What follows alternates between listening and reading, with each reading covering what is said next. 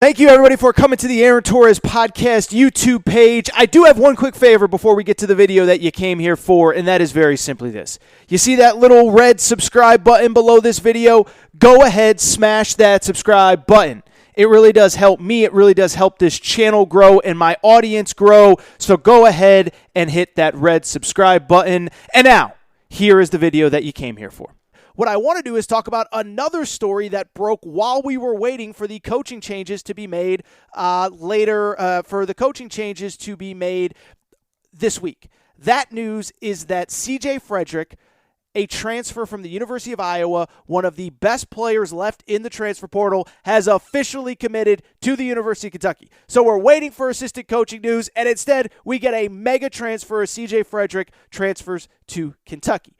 To be blunt, this news is not surprising, okay? For people who do not follow the transfer portal stuff as closely as I do, and I follow it maybe as closely as anybody in the country, CJ Fredrick is originally from actually the state of Ohio, I guess, but he played his high school ball in Kentucky. He was actually the Kentucky State Player of the Year, and I believe it was 2018. He won a state championship. And so even before the season ended, there were already rumblings that he was going to transfer and that Kentucky was going to be the school. Now, before anyone gets crazy, there was no tampering. It was just one of those, I think his uncle or his grandfather or somebody was running their mouths on a message board. But once it became clear that he was going to transfer, Kentucky was always going to be the favorite. And so because of it, it appears as though CJ Fredrick was in the portal and now he is officially a Kentucky Wildcat. So first of all, let me say this. This is huge news for Kentucky basketball, and here's why.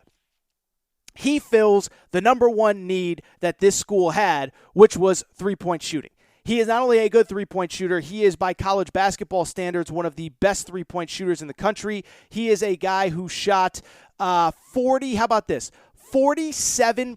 from three-point land this season, and it's crazy. It's not like he only shot 10 or 20 over the course of the year. He shot over 100, and he was limited to 27 games because of injury. He missed about 5-6 games because of injury. He actually shot 46% as a freshman last year and averaged 10.5 points per game.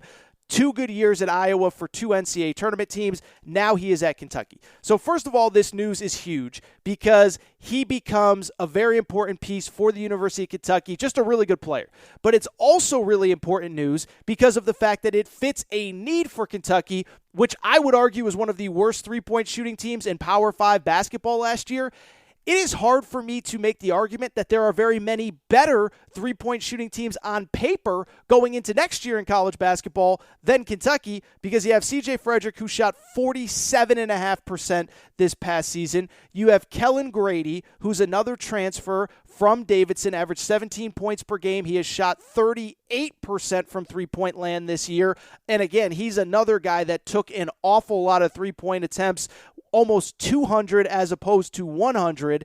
And then finally, you have Dante Allen, who was really, really, really good last year. And so I bring all this up because, one, CJ Fredrick's good. Two, he has a specific skill, and it adds to a specific skill that Kentucky desperately needs. And now I can't lie, guys. I'm starting to look at this roster, and I'm actually starting to think Kentucky's pretty good. Now, to be abundantly clear, just to make it clear, I talked about it on Monday's show, and it stands true. They need a point guard. CJ Fredrick cannot be the point guard. Kellen Grady cannot be the point guard. Nobody on this roster can be a point guard. And until Kentucky gets a point guard, their season they are not they're not a top 10, top 15 team. They're just not. But what I do believe is that if you can get a point guard, it doesn't even need to be an elite guy. It doesn't need to be a guy that's a great three-point shooter. All you need is a guy that can create for others, beat people off the dribble, and you got guys all over the floor that can spread things out and hit wide open threes. And again, you should be one of the best three-point shooting teams in the country. But let's assume they get a point guard, and Jack Pilgrim and I are going to talk about this here in about 10 minutes when he joins me. But if you get a point guard, look at this roster. It's as good as a lot of those teams that I just mentioned in the top 10. You have a good point guard. Let's say they get one. Then you have 3 elite three-point shooters. You have Oscar Tshiebwe down low. For people who do not know, he is a power forward, played at West Virginia, was actually West Virginia's leading scorer 2 seasons ago, decided to transfer. And then you have Damian Collins, 5-star freshman, rim protector, all that stuff. And so I look at Kentucky and I say, man, that is a loaded squad that I believe will be ready to go and ready to compete at the top of college basketball next season. Now, are they UCLA? Are they whoever. Are they Villanova? They're not there yet. I don't even think they're quite at that Alabama-Arkansas level. But what I would also say is this. Let's never forget that on top of everything that went wrong last year, Kentucky didn't have a normal offseason. And I think you can argue that more than any program in the country, Kentucky needs their offseason to be as scheduled and routine as possible. Get their players back early, get them acclimated, get them used to college life, get them used to each other, because there is so much turnover with the roster.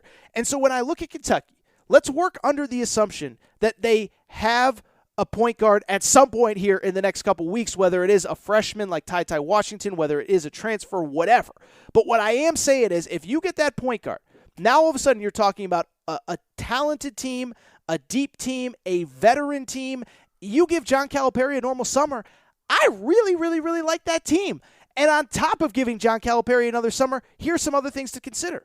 One, he will actually have a coaching staff in place that he truly trusts, and I'm going to talk about it with Jack Pilgrim in a minute, but I don't think he trusted the coaching staff over the last couple of years. He will have his right-hand man back, so that's one. It's going to be an adjustment period for Orlando Antigua, but I think that matters. And then two, on top of that, I would also say this, and I think this is important. You're going to have a veteran squad that's used to college basketball, a bunch of guys that, of course, were on campus and on the team last year, and I'll just say this. I think you're going to have a bunch of guys that are appreciative of the opportunity to play at the University of Kentucky. Clearly, CJ Fredrick wants to be there. He's from Kentucky. He wants to play in front of friends and family. Clearly, Kellen Grady wants the big stage of Kentucky. Oscar Sheboy wanted to commit out to Kentucky out of high school. So you're going to have a group of guys, normal summer, group of guys that want to be there, veteran. Nobody's, I don't think, is entitled. Nobody feels like they're owed anything. It's just going to be a different, mature type team. So I don't want to get too far ahead of ourselves because Kentucky is probably the team more than anybody else that still has a major piece that it has to add this offseason. But if Kentucky gets that point guard, guys, I am just telling you, I think this is a really, really, really, really, really talented team coming into next year. But I believe that the second to last really big piece, assuming, by the way, that the two guys that are kind of on the fence about the NBA draft process, Davion Mintz and Keon Brooks, assuming they end up leaving, I still think CJ Fredrick was key. They need a point guard. But if they get that point guard, man, I'm just saying watch out. Cal's going to get that swag back, and y'all better be careful because I think this is going to be a really, really, really good team next season. And when I do maybe my midsummer top 10, maybe Kentucky will be in there. All right, I think that's it for all this good stuff from this part of the Aaron Torres Sports Podcast. Coming up right now, Jack Pilgrim, Kentucky Sports Radio, really good friend of mine. And so I had Jack on probably in late December around Christmas time when the wheels were starting to come off at Kentucky, where everything that could go wrong went wrong. And Jack and I had a deep, long talk about Kentucky, and you guys loved it. And so with the coaching news coming fast and furious, I decided to get Jack back on. Now, it is worth mentioning a few things. One, we did spend a lot of time talking about the idea of the coaching staff because we know it's coming at some point. Barring something catastrophic, Chin Coleman, Orlando Antigua are coming to Kentucky, so we'll talk about that. And it was also, I should mention, we recorded before CJ Fredrick officially committed, so because of that, not a ton of CJ Fredrick talk, but I just handled it. But that is all for this segment. And by the way, I don't think you have to be a Kentucky fan to enjoy the next segment. If you like the inner workings of college basketball, Jack is as plugged in at one of the marquee programs in the country. I think you'll really enjoy it. Jack Pilgrim, Kentucky Sports Radio coming up. That is all for this segment. That is all for this portion of the Aaron Torres Podcast. Shout out to Torrin Craig. Shout out to Rachel who hates my voice. I will be back Monday. But first, let's get to Jack Pilgrim, Kentucky Sports Radio.